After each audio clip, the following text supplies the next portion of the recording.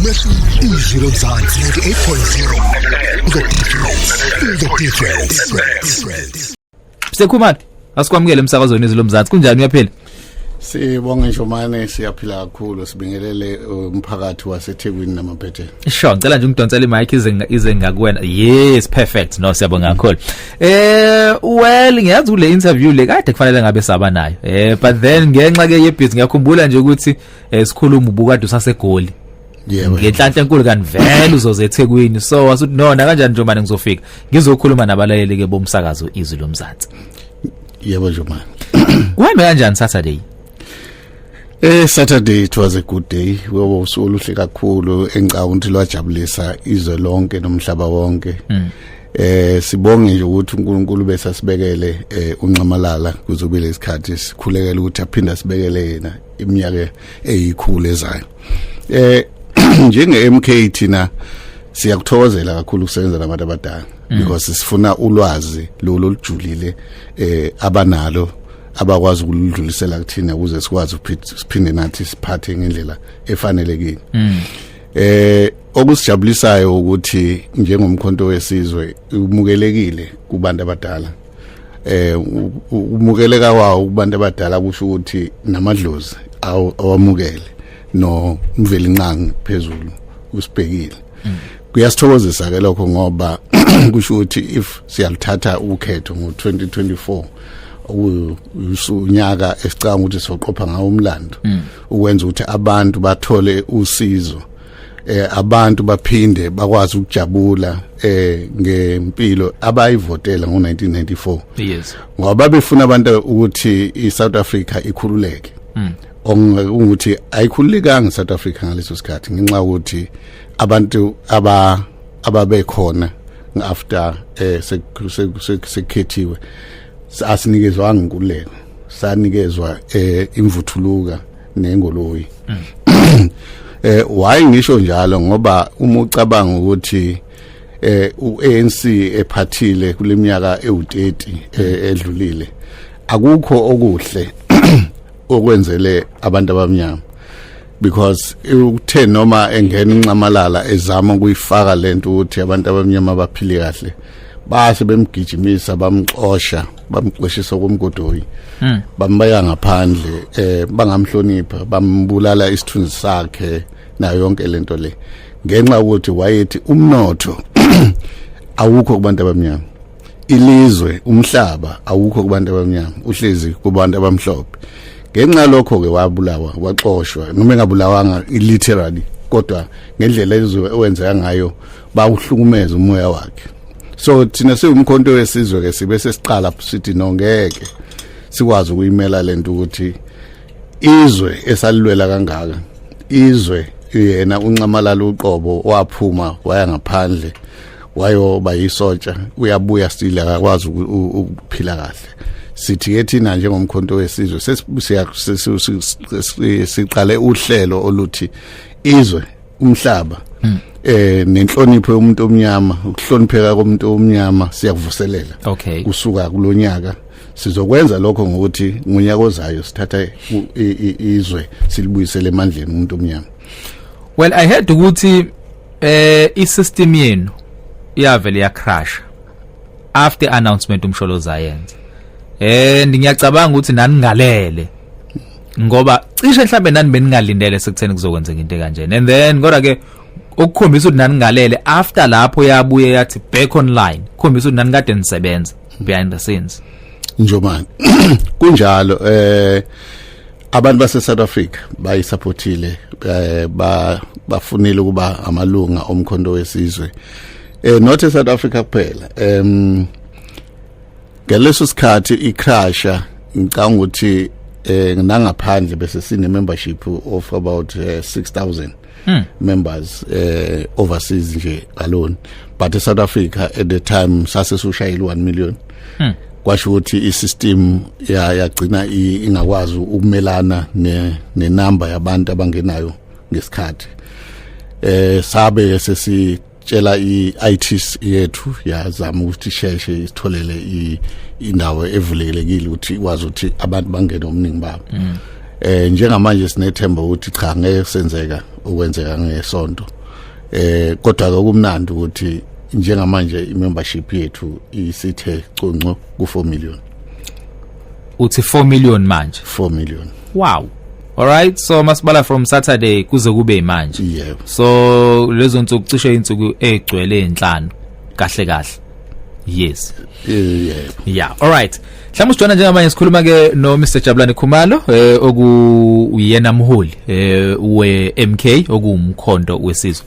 Now, wena umuntu ongayichaza kangcono lento because after announcement eyenzakalile kuqhamuka izinkulumo ezahlukahlukene abanye bathi al register iqembu ngenhlanhla enkulu ke uIEC uyakwazi ukuyiveza information sabona okay iqembu liregistiwe ngoSeptember and then iANC yaba nesithangamisa beindaba la ebikade yona is distancer from umkhonto wesizwe no kahle lo mkhonto esizokhulunywa ngayo uyifake okay akusiwona lo wabo as iANC mhlawumbe uyicacise Khumalo because I know ukuthi wena umuntu ongakwazi ukuthi ayicacise lento sizwe kahle ingasakhulunywa nangesingisi sesizwa ngolimi lethu likaMageba ithini indaba yeMK. Sibonge nje man. Ngicabanga ukuthi kuyafuneka siyibuke lento ukuthi abafana abancane laba abakhethwa basebuholini buka Khongolose ingqondo zabo ayikakhuli kahle kupolitiki. So ngenxa yalokho ingakho isikhathi esiningi uzobathola benza ama comments angavuthiwe because kusho nendlela yabo yokukhula ayikavutha kahle. iMK umkhonto wesizwe is a registered party. I think let me go back ngoba ngicabanga ukuthi into ebadidayo abakhumbuli nanokuthi umkhonto wesizwe umasibuya la eSouth Africa ba iANC yawuthatha yawubeka ethala yathi no asezoqhubeka nomkhonto wesizwe ngenye indlela ayisezubabikho i-military wing kaKhongolose. To an extent ukuthi bathi even ilokungane iuniform yomkhonto wesizwe ngabisaqhokwa noma amasotsha egqoka manje ayigqoka because of ayayithanda and ayifeel ukuthi iyona lokhu combat yawo. So uma ilahlwa yalahlwa kanjalo kwathiwa ke amasotsha awadidiyelwe emasotsheni ase South Africa. Ngesikhathi kwenzeka konke lokho amasotsha were not consulted properly nokuthi awazange adidiyelwe ngendlela eright. Ubufika lapha uyi sergeant kodwa lapho ufika ube isotsha encane ngendlela ube uconstable ngenxa ukuthi khona umfana webhunu nje o train u1 year uyisotsha lomkhonto u train 10 years or 6 years kodwa uzokhishwa wenziwe uconstable. Akusiphathanga kahle ke lokho. Amasotsha amaningi ke agcina engena kulento tube demob aphuma amanye ngena ke up to now amasotsha amaningi omkhonto awazange ayithole ifuno zawo. For instance wafanele bathole ukuthi ba recognize as amasotsha so kube ne employment card yabo ekhombisa ukuthi bamasotsha but that never happened. So lokho kwenziwa yini ukuthi iANC ya decide wrongly without consultation yathathi umkhonto wesizwe yawubeka ethala. So amasotsha ke njobu sikhuluma kumanje abehlupheka yonke leminyaka. Okwenza ukuthi ke sithi masihlala phansi siyibuka lento ukuthi sohlupheka kuze kube nini. Sasi ke siconsulta ke nomongameli uNcamalala ngokwazi nobuchopho bakhe obuphusile wasilayela ukuthi inofuna siyenze sawathatha ama marching orders sahamba soyiregister kumkhonto wesizwe as a party. Namhlanje sinomkhonto wesizwe oyiphathi ozomela iSouth Africa yonke abantu base South Africa ukuthi baphume enhluphekweni esine sure ukuthi 2024 umkhonto wesizwe uzobe sembusweni abaningi bazobe bengaphansi kwethu. Yini enze nashintsha lokho? Ngoba umuntu umeyibuka from the distance angathi iyafana but then uma usondeze eduze you could see ukuthi kunama changes akhona. Ngibonge nje man into eyenza ukuthi sisebenzise umkhonto uyagwaza ukukhumbula ukuthi uma ugadla ngayo yonke indlela kudepend ukuthi ngalesi sikhathi usempini ufuna ukugwaza ngayiphi indlela. So uma ukhumbula umkhonto weMKVA okuyi association mhlamba ke ngichaze le ngoba ngicanga ukuthi isalini ukhongolose maye thatha umkhonto ubeka ethala wakhanda iMKVA uyi association. Okay. Then i-association is not a party. And then wakha umkhonto wesizwe light okuyi-association again. That's lo mkhonto wesizwe light wona le abawenza i-trademark. Ngifuna ukuthi ngichaze lento ukuthi umbalula I think nomtolo la ubheki abayazi le nto le ukuthi iANC isele nama associations ayinayo umkhonto wesizwe party. Is lama associations awayona iparty, they are associations. There's a difference between the association and the party. Thina si umkhonto wesizwe party, not association.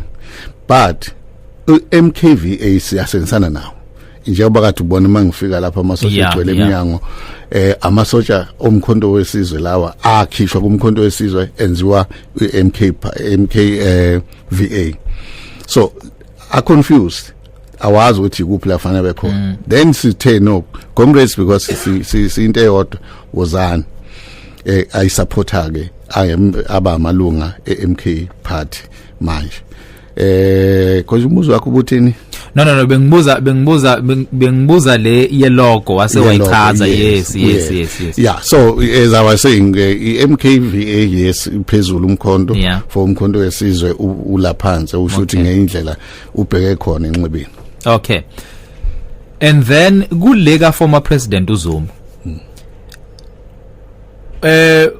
Kukhona inkulumo cishe abanye abantu zinokubadida abanye bathi uma ukhuluma umkhonto wesizwe party is a political party ka former president uZuma. Abanye bathi noma ngokusho kwakhe uMxolisi uma ukuthi ngamlalela kahle Saturday uthi you guys nifikile kuyena nizo consulta and then wase wanikeza isibusiso. So uma ngisianalyze mina isibusiso ukuthi okay njengoba kade usho manje ukuthi wanikeza sekutheni mhlawumbe iphi indlela ekungenzeka ngayo. Is he a founding member of umkhonto wesizwe party or not? Njoman I think we share isikhongozini. Umukhumbula uNcamalala akasayinanga kumkhonto wesizwe wafunga ukuba imember ilunga lomkhonto wesizwe. Wasayini membership kaKhongolose. Ngenye indlela is a founding member because during the time umkhonto wesizwe uwakhiwa ngaphandle waye imember yawo kanye namalunga amadala o president abo Thambo nabanye. So ngenye indlela he is a founding member. Okay. For which one? MKVA or le ekhona manje kuyiparty? For umkhonto wesizwe original. Oh, okay. Yes. Okay. Mina ngiregister as a party. Bona babe uregister as an arm wing. Khongolose, not exactly Khongolose, but for the 5 alliance that decided ukuthi because apartheid yayisinzima ukuthi idilwe nayo uKhongolose esedingisiwe, then umkhonto wesizwe had to come in, but the 5 alliance decided on this name of umkhonto wesizwe, of which nalelo gama laqhamuka nenkosi uLuthuli ukuthi no vele phela uma ususempini uma usubona ukuthi sekunzima uthatha umkhonto wakho uwona wazi uyivikela ngawo. So nathi ke as iANC neAlliance as deciding ukuthi siyayakha ke le party I mean wing yethu okuzobizwa umkhonto wesizwe is the same party arm wing esithathile thina ngesikhathi uKhongolose sewudicilele phansi sayenza yabo uyiparty ngezibusiso zikaNcamalala. Okay. Ngifuna umuntu ngwasichaza ngale level esekuthena umuntu ayiqonde kangcono because I know imibuzo sekuyaqhamuka phambilini nemibuzo ezoqhamuka uma ungasekho and uma ungasekho then kuzoba I problem especially for us uyabona ekutheni sikwazi ukuyidebate ngokuhlobo because I know ukuthi isazo debate wale a political party that was registered ngo-September. Nkawu is he a founding member for that particular a political party le OI register? Uyi founding member yayo, yes or no? Ngokwamaphepha I'm the founding member. Okay. But he is a placer, he placed it. Okay. Yes. Okay. No, bengifuna clarity lapho because I know ukuthi kuzobakho ukudideka khona. All right. So ni decide ukumenza face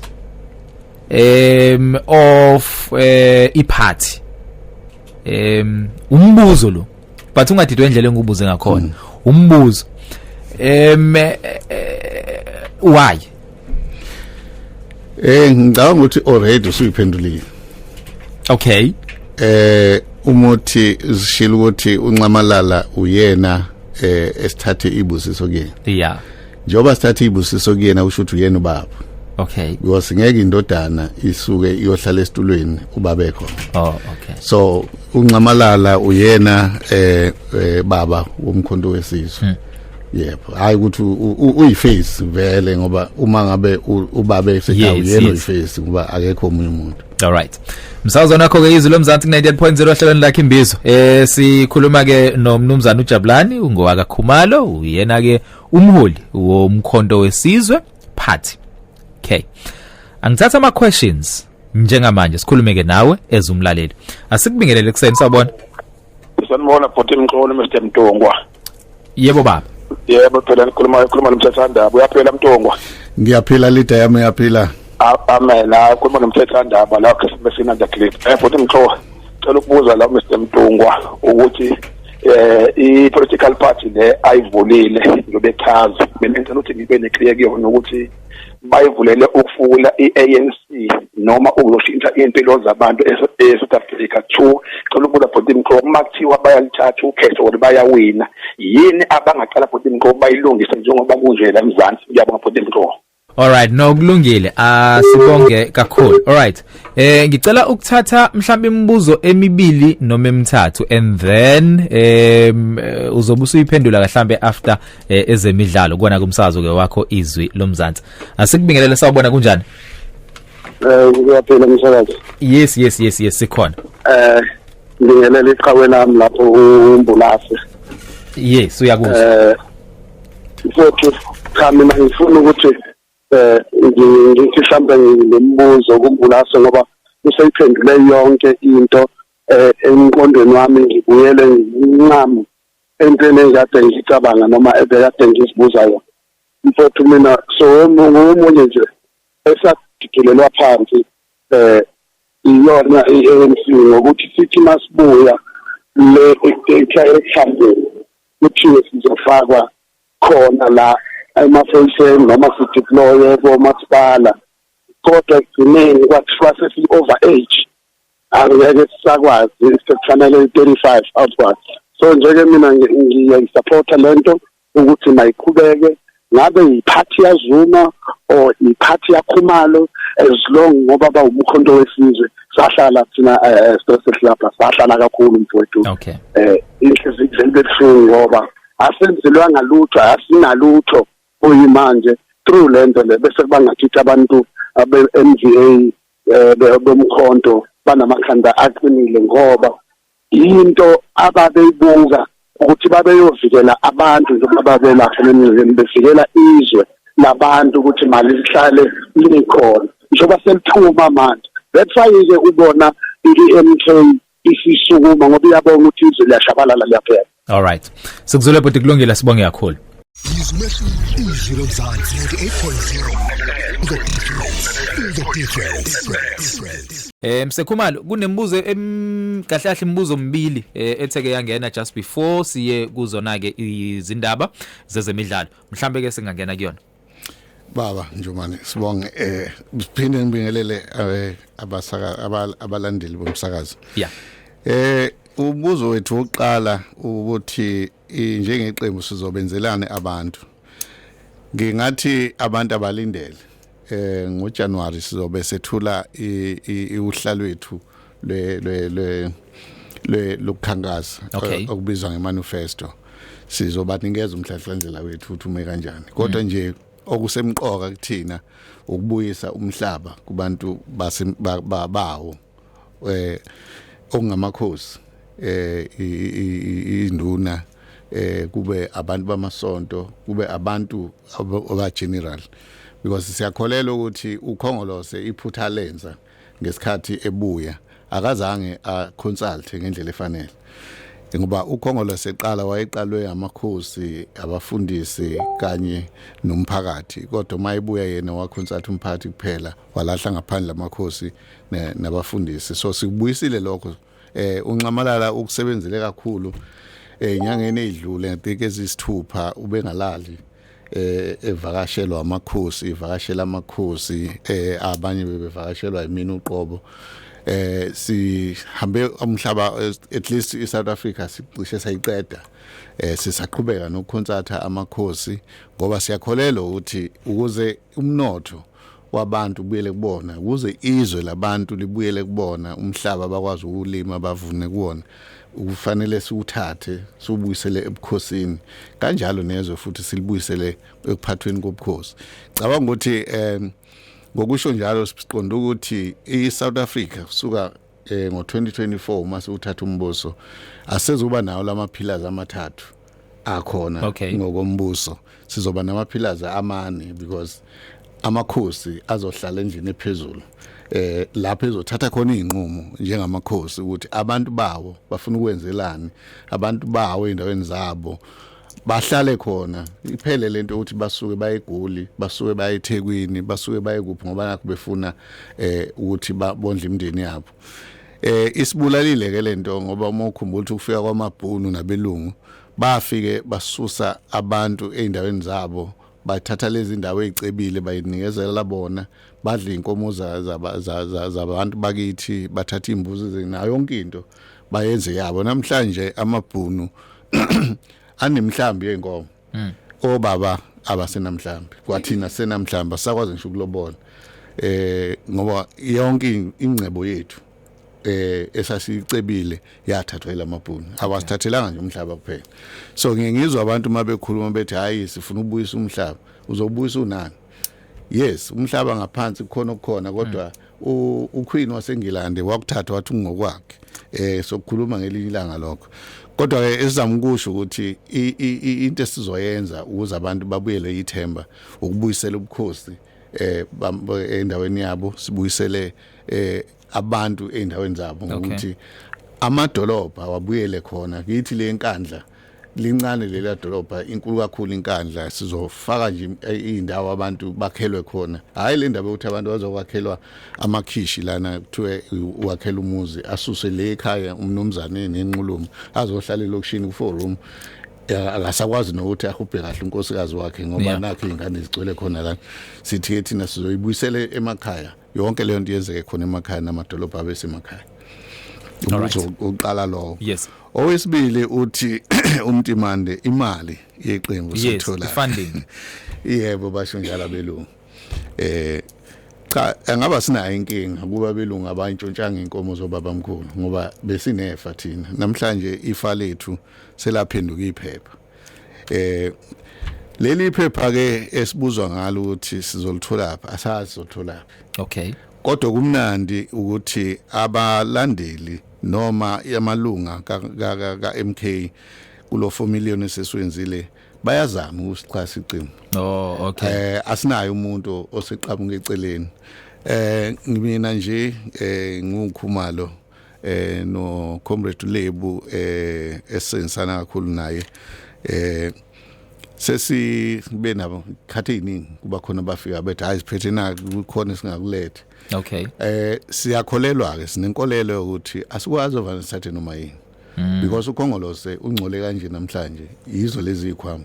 yiyo lemhlangano ibizwe emakhoneni kuthiwe ucabangani singakunikeza into engaka ukuze iqembu likhule mase ifakile leyo nto bese beka ama conditions asizuyimela ke thina leyo nto leyo sikubeke kwacaca ukuthi no asizuyithatha lezi imali ezokwenza ukuthi kusasa sidayisa abantu kade sithi size ebuholini sizolekelela abantu bese silekelela thina ngoba lezi ikhwama ezozosihlelele thina mhlawumbe nje manje ungiphe isikhashana esincane ngifuna ukuthi kucace la ukuthi kumkhonto wesizwe asinayo iposition ethengwayo uma uzoqhamuka kuyiphathi leyo bukade kuyona ubujwayele ukuthenga isikhundla hayi ufike endaweni wrong khona abanye nje sobagijimisa ngaphela isikhathi ngoba sesibabonile ukuthi beza ngalowo mqondo bacanga ukuthi sizothengwa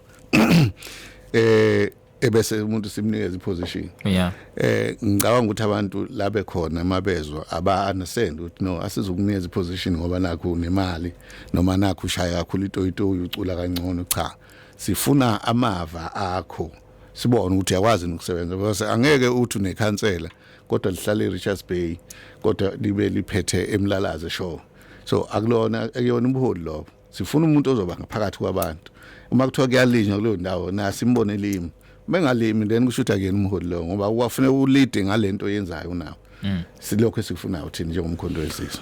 Alright, sibheke eminye ke imibuzo yakho sawubona kunjani? Mr Stressless ngibingelela nokupresident Mfowethu Khumalo lapho. Baba, Nkosi yami. Mfowethu mathumbe phezana ridawo. Mfowethu thana lokho. Kwabantu bazivele bamaqembeni abagijimele labasha. Obviously lo bulelo ke mangikhola ukuthi ku-ANC sothina umkhonto wesizwe obviously sengu-ANC. Kodwa umbuzo wami wodwa la. Manje njengoba nisebenzisana no-former president ngokwenzeka abaka-ANC bemxosha bewuvala umkholo wakhe nizokwazi umkholela nina yebhesha akunto lapho mfowethu. Okay, imake Mathumu mhlambe silekelele owani umholo ovela ku-ANC oya ku-former president uZuma? Umholo awukhona njengoba bengu-president wase umholo akawubaba u-former president uThabo Mbeki no okay no kulungile siyabonga kakhulu. All right, I don't know but nge-understanding yami leyo imali ye-state so akusiyona imali ka-ANC angazi kodwa noma sengiyakuphendulela nikhumalo mhlamba ngulethe kwena lo mbuzo uphendule nje quickly. Baba nje manje no ngicabanga ukuthi iyafuna ukuthi ilungise lento because abantu bacabanga ukuthi uma usezele uhulumeni udeploye iqembu liholelayo akunjalo. Uncamalala ube umongameli wezwe lase South Africa umongameli we-ANC uma ingena ebomongameli wezwe ubeholela uhulumeni so ama benefit anawo akukhona lot ezomlahlekela because is a state sase South Africa ebesimholela uzoqhubeka enjoy wonke ama benefit akhe njengoba enjalo akukho kuzophazamiseka. Okay, asikubingelela sawubona kunjani kusene emsakazweni izwi lomzansi? Njomane no baba uMntungwa noZulu ngane nginibingelele. Baba. Ungubokhe lo. Baba uMntungwa ngicela ukuthi njengoba ukujwayelekile umuntu osozoba ifounder yeqembu ekuzoba ulo usuke kuyena ozoba president. Ngabe nakunina kuzoba njalo mhlambe no vice president mhlambe ngalento enjalo nakho umbuzo loyo. 2 lapha empendle nikwazile mhlambe nyazi ukuthi nixhumana abantu abafana no Russell abokubona benze ukuthi isikhathi awuni ukhetho ngo100% endaweni. 3 amandiya nizowashonise nenhlanganweni yeni MK yabonga baba. All right, sure. No kulungile sibonge kakhulu. Emsakazweni akhizwe lomzansi 98.0 hlamba awuvesane uphendule umuntu ngobuhlukene kathathu lo mbuzo. Okay baba. Yes. Ngibonga nje manje. Cha ulokuqala indabeni ye-founder ayisebenzi kanjalo ezisingishela ukuthi thina asikholelwa ukuthi ngoba nakho usephepheni ikhona sekufanele uyahola into esifunayo sifuna ubuholi umholi sizombeka ngoJanuary ukuthi ubani ozoba umholi weqembu ngise umholi kwamanje as a founder but after i-congress yethu sobe sesiya announce ukuthi ubani ngempela oholi iqembu kubantu basempendle cha sithinte wonke umuntu okhona emhlabeni uma senza iannouncement ukuthi sesenzani kuya ngaye kumuntu uthi unenhliziyo noma unalo uthando lokuthi ahlanganele nathi. Hayi India umlungu ibhunu noma ubani as long as engeze ufika afuna ukucabanga ukuthi uzosiphatha ezo understand ukuthi ubukhosi bukhona, ezo understand futhi ukuthi impilo yethu njengomuntu omnyama sizoyibuyisela kule yandlela esasiyona eqaleni, asizuthatha ukuthi ngoba nakho umlungu sekufanele ugcwaneke emakhanda ethu. Sizokwenza sure ukuthi abantu abamnyama bayalithatha izwe balibuyisela endaweni yalo. All right.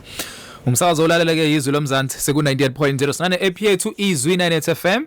Bengiyonxusa ukutheni uhambe uyidownload le app because kezokulekelela ngezinto ke eziningi ke ezahlukahlukene kunamgciniswano ke ekhona. Khumbula ke siza ke kuwena bukhoma sila ke eThekwini but siyabonga kakhulu nabantu abasijoyina ke outside of iTheku na outside of isifundazwe kwaZulu-Natal. All right, asibonge kumntungwa. Basiza abantu ke mzansi sicela ke babuyise ke isithunzi kumuntu komnyama buka nje la ke entuzuma asinamanzi asazi ke avalelweni ngoba ke uZulu ngoba ke izulu liyana ubungaphila ke kanjani amanzi ke engekho lokushini sizobavotela kodwa ke sicela ke bangasiphoxi. All right, ubhale lapha ke ku Facebook uwalo ke uhlelo and then ngiyabingelela Mxolisi nobaba ke uKhumalo. Siyabonga ukuzwa ukuthi ke basekhona abantu abayikhathalele ke iSouth Africa. Sizolivotela ke iqembu na kanjani umboniseni use will be Dutch eWest. All right. Sawubona kuseni kunjani? Usemsakazweni? Yebo sawubona. Yes baba. Yebo ukhuluma nomlungisi Mhlongo. Sure, yes Mlu. Ukuphi nendawo? Ngibuyile sengiseThekwini Mxolisi. Oh, okay. Oh, okay. Okay, sure, perfect. Yes Mlu. Yes. Bengisacela ukuthi ubaba Khumalo la ukuthi akalekelele acacisele iSouth Africa. Njengoba umlaleli kabuza ukuthi ubaba uZuma sazowathole nama benefits akhe. So kunento iANC yamislead abantu including nayo baba Zuma isakhona kwiANC. Ukuthi abantu benzelwa iANC zonke lezi zinto ama-grant ama-grant izindlu zemchazo. So kunabantu abadala abangeke bakwazi ukuyivotela iMK because bazosaba ukuthi bazolahlekelwa ama-grant.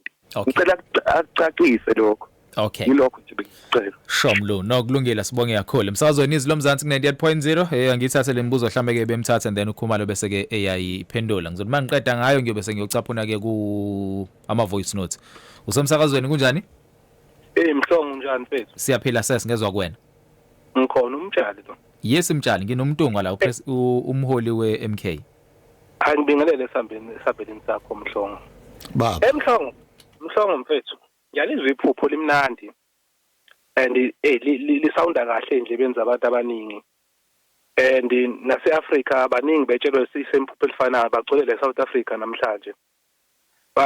Iqembu lamasosha ijunta ngababiza kanjalo ngezinye indlela izoba military state le ngezinye indlela uma kuzophatha amasosha. Ngimlalelile i-concern yami bethi la Mhlongo, ngimlalelile bese ekhuluma yonke into ngathi thina sitholanga ukuthi thina ANC yazange sithole ukuthi and Mhlongo nabantu futhi bangikhathaza bakithi ukuthi abazi nane constitution aleli qembu abazilutho ngaleli qembu bazolivotela bakuquestion konke lokho Mhlongo yabona mfethu uzokhuluma ngeSouth Africa the way economy is structured ngakhona awukwazi ukuthi ungavele nje uqhamuka usungena ngalendlela leyo ukuthi wena uthi uzokwenza ukuthi noma okay mtshali asihlale kumbuzo because of time mntaka baba.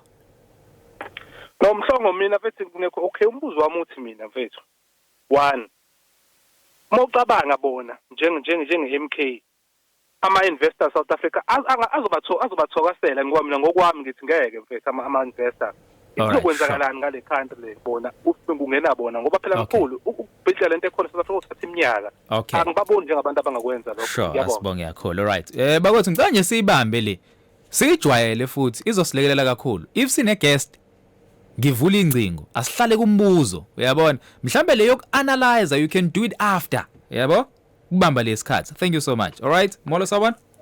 Yebo sawubona futhi. Yes ma. Nomholi wami umntungwa. Yes. Ngicela ukubuza mina senginalo iqembu la and ngiyabona aba serious ngeMK umuntu omusha, so we wanna take over part thina like ngibe yikhansela endaweni yini engangimotivate ukuthi ngenze njani ama steps. Okay. Ngiyabonga. All right, sure, nokulungile sibonge kakhulu. Mashobani ba angiphosa kuwena. Angibonge Njomani. Ngizoqala ngawo lo mbuzo oqala wama grant nezindlu and so on. Ngiyacabanga ukuthi abantu basemzansi akufanele ukuthi namanje basadidekile. Uma sikhuluma ngeqembu ukuthi lizokwenza u1 no 2 no 3 lisuke lithi lelo qembu uma sengisembusweni nazi izinto engizozenza ngizenza sengiku government sengiphumile eqembini kusho ukuthi ngeyindlela ngisuke sengisebenzisa imali ye state ukuthi ngikunikeze izindlu ngikunikeze igrant. That's a government policy. Okay. But that policy came from a party leyo eyobe ithathe ini ukhetho ngaleso sikhathi. Yeah. Now uma iparty ithatha ukhetho ibe isideploya abantu ukuthi bokwenza lo msebenzi. Ikhethe nomongameli ngokweqembu. But those people akusho ukuthi manje ngoba bakulelo qembu sebe yilelo qembu noma behulumeni fanele kube independent. There must be a difference between umusi official kahulumeni official yeqembu fanele ushintshe because ususebenzela abantu bamaphathi wonke ngenye indlela osele yona iqembu awuseyena uANC musuphethe. Yeah. So that must be clear abantu bangadideki. So unqamalala mayethi uANC ubanikeze izindlu abanikeza ama grant I think icontext wawukuthi sithema singena uhulumeni nakho esiwenzile siuANC in support of the government. So in other words izindlu akuzona ezeqembu ezombuso waleso sikhathi umuntu asuke usebenzele ngicanti kuyacaca lokho. Okay.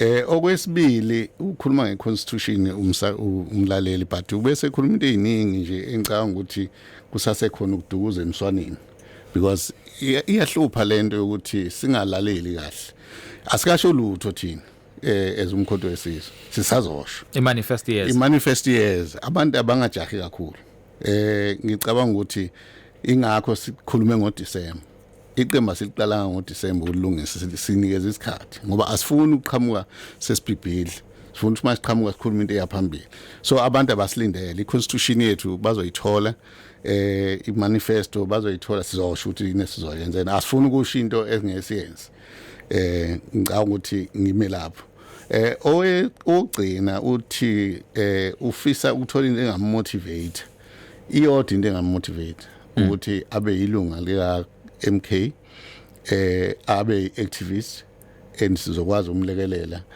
ikakhulukazi entsheni ngi-involve kakhulu kulezi zinto zentsha. Okay. To an extent kune project ngiyenzayo yokulima. Okay. Ngilekelela kuyona ngicabanga ukuthi is one of the things so adopted as MK because eSouth Africa abantu abasha bazitshwala nokwehla benyuka sizoba motivate because uma umuntu eqeda umatric noma engawuqedanga sikholela ukuthi wonke umuntu ufuna athola discipline bazohamba bo trainer baba masoja before baye emsebenzini. All right, and then kule yabantu abafuna ukujoina iMK but abangena iaccess to internet then benza kanjani ukuthola amaphepha and then nale ama branch kuyivula kweni because isivinini enikhula ngaso then siyanipusha sekutheni akube khona indawo ezikhona kubantu abantu abazwazi ukujoina khona kalula njomani iuqinisile kusithathe ngabaye bathabelunga surprise. Yeah. I-membership indlela ekhule ngayo sekusiphoqa ukuthi even uKhisimusi singawudli silonje lama branches ngo lonke izwe starting from Saturday sizobe sisemkhuze siyolonja khona ngizobe ngikhona ke as a president namanye amalunga enhlangano. Next week I'm just hoping uNcamalala eMaritzburg uyena simbekile to coordinate. Okay. Uzobe sinikeza ukuthi siyakuphi but sizoyisebenza. Yeah. All right. And then kule ama form kule amafomu sinawo umanual siyawazi ukuprinta umuntu asho ukuthi ukuphi mase siwaprintile then siwadeliver umuntu kuleyo ndawo lo umuntu uzobe sewa coordinate abantu bagcwalise basibuyisela alright asithathanga imali eningi stage amnikelo ka 10 rand wanele ngoba abantu base South Africa bahluphekile. Okay. Alright, umsakazo wakho izilo Mzansi 98.0 isikhathi sama sikho kumina kodwa ngeke ngakwazi ukumpintshisa abantu abaqhamuka ku WhatsApp sibone ukuthi ngabe bona ke bathini yezi ke umholi ke weMK ekhona la ke ngaphakathi umsakazo wakho izilo Mzansi. Okay, angicaphune ke 1 or 2 of ama voice note ke akho kulona ke uhlelo. Okay, let's see this one. Okay, asikubingelele kunjani? Sibingelele buti Mxo, sibingelele kumashobane, sibingelele kumzilikazi. Yena thekho umuntu ebemnyanga ngendaba. Ya, angeke sibuzo okuningi, sizoba bafishane nje. Ukuthi sifisa ukwazi ukuthi badla basilekelele ekutheni basinikeze indawo zokwazi ukuthi sitholana kanjani ke nabo. Aka ngithi njengoba singaphansi komkhandlu weTheku sizwe mhlawumbe indawo njengama office bohlela nini mhlawumbe egcine sebakhona mhlawumbe nenambe singagcine sikwazi ukuthola ukukhuluma nabo angibonge. Alright, no kulungile sibonge kakhulu sibheke lona. Unjani Mxo amsakazweni nabalaleli. Ngiqala ngithi ukukhula kwe-membership online into engathi ishubule. Abantu ubabona evotini ngoba ugcwala wabantu nala sekuvota kuba khona umehluko abantu basagajwe injabulo emizuzwana nje longazazi ukuthi bayiliphi kodwa nje abantu abaningi babona evotini into engayishileyo nje mina uthi khona membership yeMK washa wacima hayi ngathi shule sokubona evotini lokho. Alright, sikulungile asibonge kakhulu. Mhlambe Mtungwa indlela enikhule ngakhona nangendlela abantu abayithayisala ngakhona especially kuma social networks. Akunikeze mhlambe isithombe sokuthi abantu ishe mhlambe balambele kangakanani i-change eningizimu Afrika. You'll note ukuthi njengamanje osopolitiki mebekhuluma bathi u2024 u1994 kahle kwezepolitiki la ekumele kube khona uguquko olukhona and uguquko olukhona kumele lube massive. Njomani mhlamba ke ngiqale ngale leli office. Sure. Ama office njengamanje ucomrade uLebu oyi deputy yami ubhizi ngawo izwe lonke we trying ukuthi siwavule as soon as possible nokuthi sizokwazi ukuthi sikhipheke inumber and everything nobuholi babo. Yeah. Ngiyekulensizwa leka online kuyangijabulisa ukuthi kusenabantu abacanga ukuthi abantu abaka understand ukuthi ubuhlungu neminjunju abayenze lo khongolose ingakanani. Kubhlungu ukuthi ngikhulume kanje kade ngiyilungu lakhe ukhongolose kodwa kufanele iqiniso silisho ukuthi ukhongolose usibulele usilimazile ulimaze izwe lonke ekakhulukazi ukhongolose kaRamaphosa because asiyona lo khongolose wethu lo. Ngicabanga ukuthi lensiza njengoba ikhuluma nje isenethemba lokuthi ukhongolose kaRamaphosa uzokwazi ukwenza something ayikho into azophinda yenza. Instead uma asingamkhiphi manje uzolibulala aqede izwe asuka hamba because yabona abantu abanemali bayahlupha. Ngiyakhumbula kuthiwa abantu abangafundile abakwazi ukuhola kodwa abantu abafundile namhlanje ibona abathatha izwe balifaka phakathi olwandle olubomvu sicwilile asazi ukwenza lutho. So sizobona 2024 years mhlambe ke lensizwa nje obisho sesobona nakhona. Ngize kule yakho ngicela uyiphinde. No bengibuza leyo ukuthi njengoba kubonakala izinga enikhule ngalo ave mhlambe lokho kunitshela ukuthi abantu baseningizimu Afrika balilambela ushintsho. That is why nama politicians u2024 ufana no1994 and mawubheka from uSaturday to uThursday wanamhlanje already i-membership yeni se-reach 4 million. So lokho kusho likhulu esekuthena abantu kudala belambile. Njomani angibonge ngicabanga ukuthi abantu base South Africa bebelokhu besho ukuthi balenze iphutha ngo2017 ngokuthi bavumela abelungu bame phezulu kojantshi naphezulu kwama-bridge bathi akahamba uZuma. Namhlanje abantu base South Africa bayakhala ngokuthi iphutha balenza ngoba betshelwa abantu ababethi baze kangcono. Balambile abantu, balambele inkululeko yabo, balambele impilo engcono because abasenayo. Osomabhizinisi bebekhona abasebona osomabhizinisi namhlanje. Osomabhizinisi ababekade bekhona isikhathi kaNcamalala, abanye bagijima inkantolo, abanye baliquidathelwe into zabo zonke, amabhizinisi, amabhenki abasenawo, abasenamiza abanye babo sebehamba behlala emqashweni. Okukhomba ukuthi uhulumeni okhona ubabulela abantu. Now abantu bakulambeleke ukuthola indawo, ukuthola ikhaya because ukwenzeka kwalezi zinto uRamaphosa wenza ukuthi abantu bangabe sakholelwa ukukhongolose babona ukuthi sekuyisihogo. Sithi ke balitholile ikhaya namhlanje kumkhonto wesizwe, sizobabuyisela amathemba abo ukuthi sisebenze nabo ngoba siyakholelwa ukuthi ukuze siye phambili kufanele sibe seduze nabantu, singahlali phezulu sigijime le phezulu emoyeni kodwa abantu bebe besemhlabathini. All right, kulungile. Sesiyavala amantshenge sabonga kakhulu. Mtungo sorry. But mhlambe asibuye back kule yamantshenge just that ngicabanga umtshali. Kukhona umbuzo engicabanga ukuthi usalile ngesikhathi ebuza. Ubebuze indaba yokuthi angeke mhlambe kuba ukuthi abatshali imali ezweni laseNingizimu Afrika bazobaleka.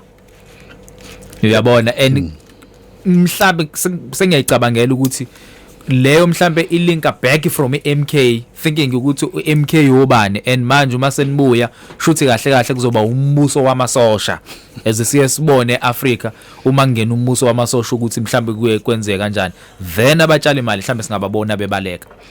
Ngibonge nje man uma ungangipha nje isikhathi ngiyayifisa lento le ngoba into esengiphile isikhathi eside engicanga ukuthi yenye izinto uNcamalala naye ayicabangayo. South Africa is one richest country kodwa engakwazi ukunakekela i-security system yayo. Amaphoyisa la eSouth Africa awaholi imali ofana bayihola. Okay. Amasotsha la eSouth Africa awaholi imali ofana bayihola. Namhlanje sinama security ayi-military ngaphakathi ezweni lethu aphathi ibhamu ngaphezulu kwamaphoyisa wethu. Amasotsha lawa ethu angakwazi ukungena endaweni kodwa lama security abelungu bangaphandle. Ngifuna ukuthi ngikusho lokho. Most yabantu abanama security la eSouth Africa abaphatha ama AK angabona umshini weshintsha. Na lonke uhlobo lwesibhamu ngalibona. Ngenye indlela eSouth Africa ayisekho safe because sinalama security.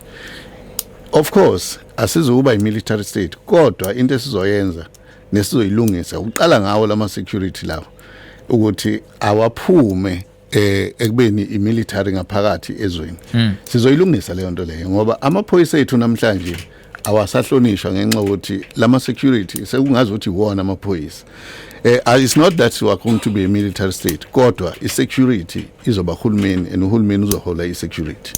Okay.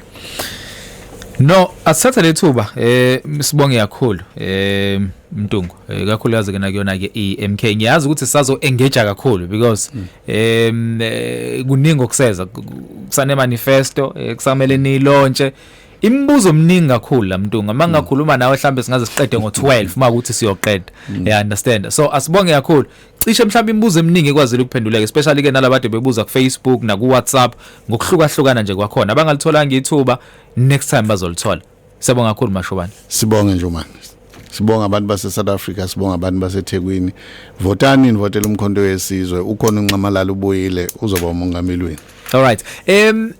A quick one. WhatsApp because akusibona bonke abantu abasebenzisa abakwazi ukungena online mhlambe WhatsApp or Facebook labanganilandela khona. Yebo kukhona konke lokho sinayo MK ngicela ukuyikhipha later sis. Okay, no kulungile. Sabonga kakhulu nokwamukela ke nje ke invitation yethu siyabonga. Sibonga kakhulu nje manje sibonga kuizulu lomzansi. Sure, all right, sabonga kakhulu.